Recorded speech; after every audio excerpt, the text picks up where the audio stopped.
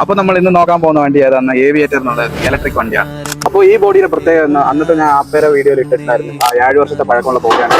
അപ്പൊ പിന്നെ ഇത് വന്നിട്ട് ആദ്യം ബഡാ ദോസ്ത് എന്ന ബോഡിയാണ്. ബഡാ ദോസ്ത് ഇപ്പൊ ഏത് കണ്ടീഷൻ എന്ന് പറഞ്ഞാൽ ഇപ്പൊ ആ കണ്ടീഷനാണ്.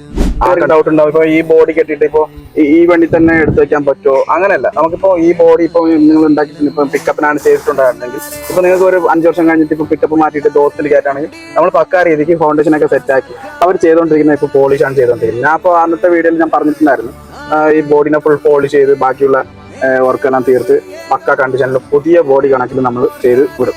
ഇതിപ്പോ 7 വർഷത്തെ പഴക്കമുള്ള ബോഡിയാണ്. ഇത് നിലവിലിപ്പോ പോളിഷ് ചെയ്തിട്ടുണ്ട്. പക്ഷേ ഇതിലേക്ക് നമ്മൾ എന്നാലും നീറ്റ് ആൻഡ് ഫ്രഷ് ലെവലിൽ കിട്ടിയിട്ടുണ്ട് എല്ലാം.